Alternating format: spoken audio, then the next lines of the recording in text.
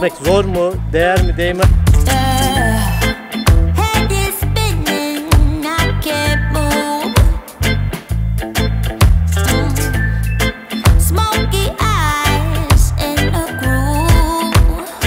Bayıldım şu an. Anlamadığım şeyi yaşıyorum, patlaması yaşıyorum.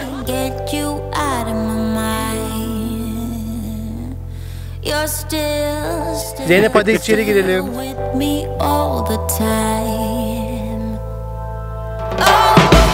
Safranbolu'dan herkese merhaba. Bu hafta sonu eski evleriyle, kültürüyle, lokumu ve çok güzel yemekleriyle ünlü Safranbolu'ya geldik. Bu gezimizde yalnız da değilim. Arkamda bizim gezi ekibini görüyorsunuz. Daha önce size bahsetmiştim. Biz çoluk çocuk Türkiye'de bir sürü yeri geziyoruz, gezmeye çalışıyoruz. Bundan sonra da güzel yerler gezeceğiz. Bizim ekibimizde 10 aylıktan 10 yaşına kadar bir sürü çocuğumuz var. Eğer çocuklu gezilir mi, gezilmez mi diye düşünürseniz bizi bence takip edin. Bundan sonraki gezilerimizde de nerelere gideceğimizi görürsünüz. O zaman siz önce bir kanala abone olun. Yan taraftaki zil işaretine basın. Beraber Safranbolu'yu gezmeye başlayalım.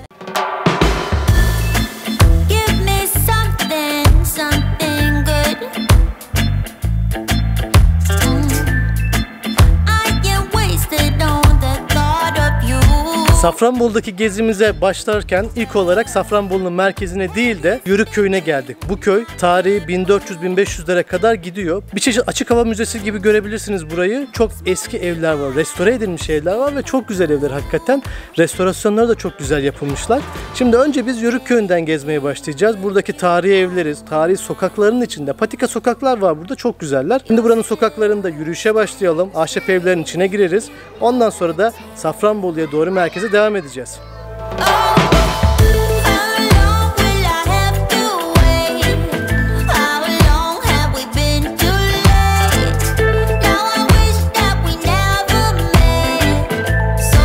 Şimdi grubumuzda bize yol gösteren bugünkü başkanımız Seda. Şimdi şu anki konağı bilgisini ondan alalım. Evet Seda, evet. Ne var burada? Leyla Gencer'in ailesinin konağı. Leyla Gencer opera sanatçısı. Dünya çapında bir opera sanatçısı. Aynı zamanda babası Osmanlı'dan, annesi Polonya'dan gelme bir kadın. Ve aynı zamanda yanındaki konakta Leyla Gencer'in halasının konağı. Halasının oğlu da Cemil İpekçi. Akrabalarmış yani. Evet, hala dayı çocuklarıymış. Burada büyümüşler demek ki. Ama konakta herhangi bir restorasyon, bir şey, hiçbir şey yok. Sadece burada bir büstü var. Onun dışında bayağı harap durumda. Aynen öyle. Yapacak ama bir şey yok. büyük ve güzel bir konak. Ama çok büyük bir konak, evet. Seda'ya teşekkür ederiz bu güzel bilgileri için. Buyurun.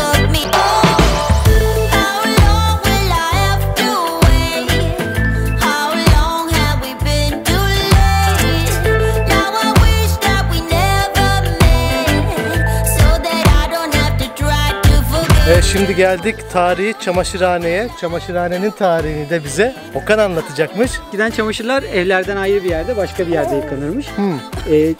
Yörük Köyü'ne geldiğinizde bu çamaşırhane evini de gezin. Ortasında büyükçe bir taşın, köşelerde ise su ısıtmak için ocakların bulunduğu bir çamaşırhane burası. Vay. Hadi gelin içeriden bir de onlara bakalım beraber. Hadi buyurun.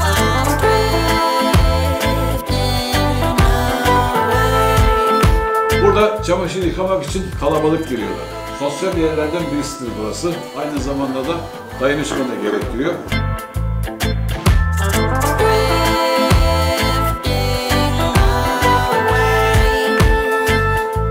Taş kenarlarından ortaya, merkeze doğru da eğim halindedir.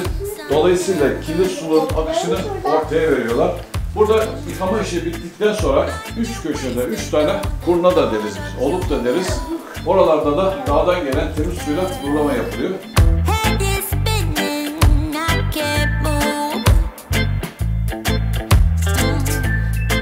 Bu Yörük Köyü'nden biraz bahsedeyim size. Köy, Türklerin Anadolu'da ilk yerleştiği yerlerden birisi. Tarihi 1400'lere kadar uzanıyor. Yörük isminin gelmesi o zamanki Türklerin konar göçerliğinden, yani yürümekten geliyor. O zamanlar tabii ki daha çok çadır şeklinde bir yaşam sürüyorlardı burada ve o insanlara Yörükler demişler. Burası da onların o zamanlarki yaşadığı yer olduğu için Yörük Köyü denmiş. Fakat şu anki evler burada 300 yıllık, bir yerden sonra yerleşik yaşama geçildikten sonra bu konaklar, bu ahşap konaklar yapılmış.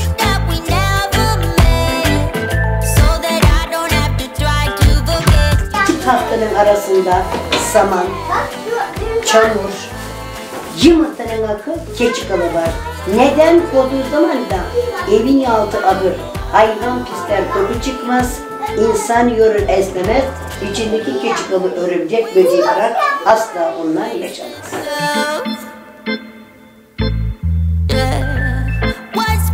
Ocak yandı, soğukluk kırılsın diye.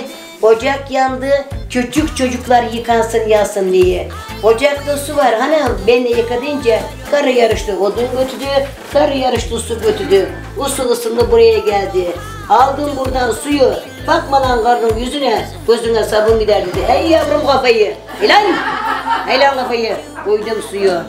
You're still with me all the time. Şimdi bak ben 4 saatten çok korkmuştum. Şimdi size çocuklu bir grup olduğumuzdan bahsetmiştim ya, 10 aylıktan 10 yaşına kadar çocuklar var bizim grupta. O yüzden de grubumuzun en genç annesine bir soralım bakalım, çocukla gezmek zor mu, değer mi, değmez mi diye. Nasıl Şeyma gidiyor? Hiç zor değil. Yapmak gerekli. Çok güzel bir motivasyon kaynağı. En azından bir kafa dağıtmış oluyoruz. Aynen. Gerekli ekipmanları tamamladık zaman herhangi bir sıkıntı yok. Bakın. Hem kafa dağıtıyoruz hem arkadaşlarımızla birlikteyiz. Ben mutluysam çocuklar da mutlu. Zeyno da artık bize katıldı. O yüzden güzel yani çocuklu gezmek.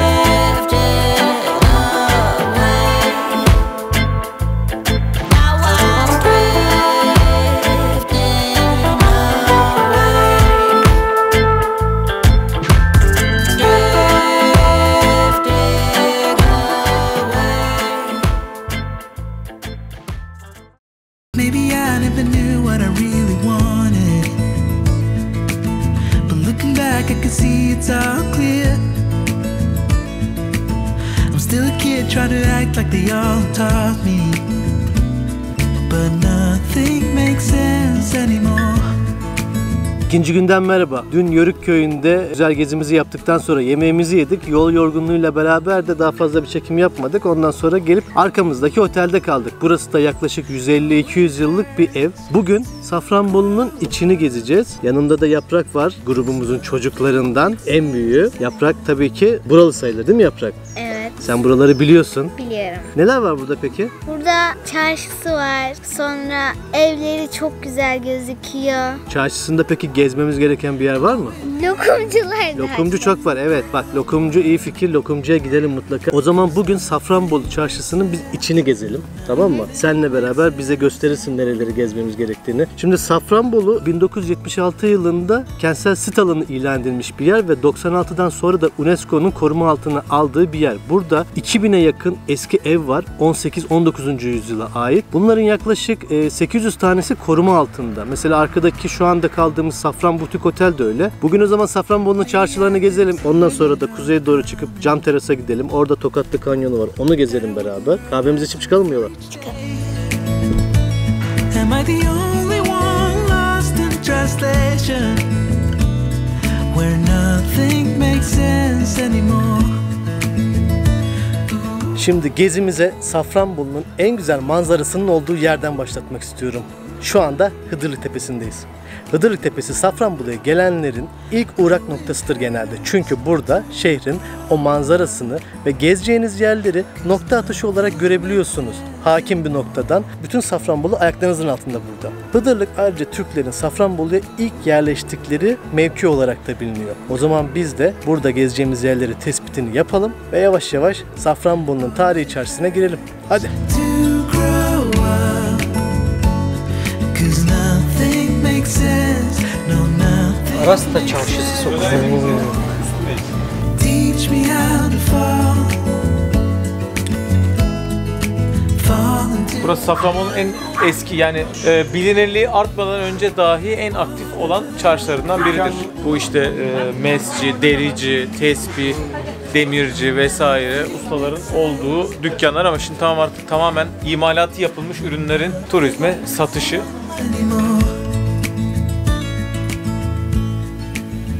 Selçuk buldun mu hanımları? Biliyorum nerede olacaklarını. Arası çarşısının olayı bu. Yani para. Sonuç para.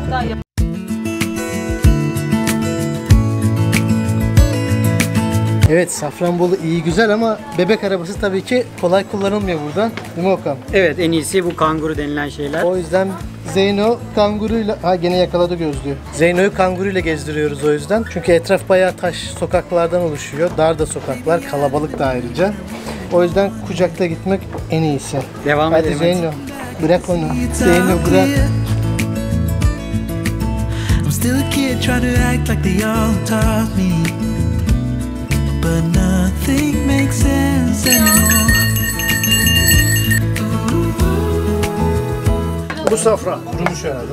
Tabii. Kaymaklı, duble fındıklı ve buna bir şey daha atabilir. Mesela yaban mersinli güzeldir. Lokum padişahlara yapılır. Halkum denilen, boğazı rahatlatan, yene güzeline yenilen, mide rahatlığı verir. Yani halkum demek boğazı rahatlatan anlamına gelir. Safran çiçeği şu 1 gramı 1 ton suya tadını ve rengini verir. 10 dönüm arsadan 2 kilo veya 3 kilo çıkar. Parasal değere vurduğunuz zaman bu 1 gramı 30 lira. Safranbolu safranı.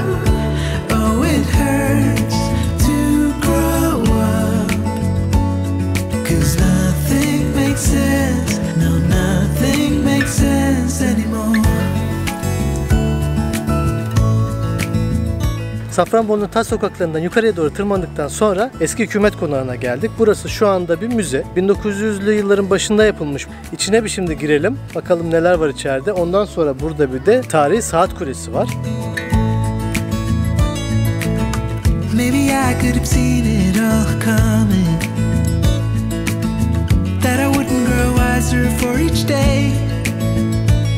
Am I the only one lost in translation? Üst katta daha çok Safranbolu'nun eski tarihiyle ilgili bilgiler, fotoğraflar vardı. Alt katında da Safranbolu'da eskiden olan zanaatlarla ilgili maketler var. Şimdi burada mesela bir demirci atölyesi gözüküyor. En azından çocukların bilmediği şeyleri burada görebiliyorlar. Oh, it hurts to grow up, 'cause nothing makes sense anymore. Bu çıktığımız tepede bir de saat kulesi var. Bu saat kulesinin özelliği Anadolu'nun ilk saat kulesi olması. 1796 yılında yapılmış. 12 metre yüksekliği var. Üzerindeki saat İngiltere'den gelmiş. Safranbolu'nun manzarasına hakim. Hükümet konağının olduğu yerde. 'Cause nothing makes sense. No, nothing makes sense anymore. Teach me how to fall, fall into the unknown. Whatever may come. Ürktüm. Aşağı bakamıyorum şu anda. Oh, nothing makes sense. Şimdi geldik kristal cam terasa. Burası yerden 100 metre yüksekliği var ve 75 ton ağırlık taşıdığı söyleniyor ama yine de ufak ufak bir heyecan oluyor tabii. Çok da denememek lazım değil mi? 75 ton. Şöyle bir yükseklik. Eren yüksek mi? Evet, korkmuyorum. Korkmuyorsun değil mi? Aferin.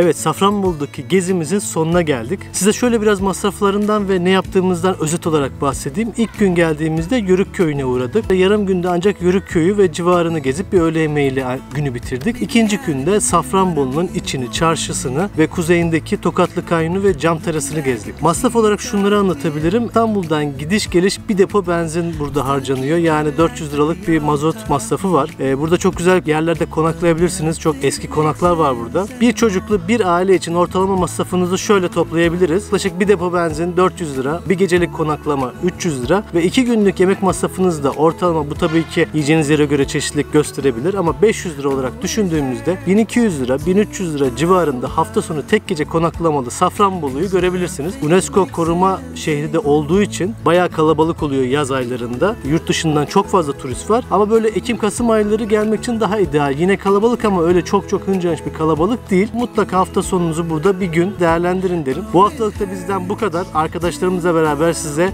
Safranbolu'yu, çocuklu nasıl gezileri anlatmaya çalıştık. Umarım hoşunuza gitmiştir. Kanala abone olmayı da unutmayın. Bir sonraki videoda görüşürüz o zaman. Hoşçakalın. Biraz ısındım ama aşağı bak. Ama şöyle sallanmayacağım. Hayır. Şurasından dibinden tak diye uçuyor. Doğru tırmandık ve kaymakamlar yok. 500.000 izleneceği için kesin bilinir o zaman. Maybe I could have seen it all coming, that I wouldn't grow wiser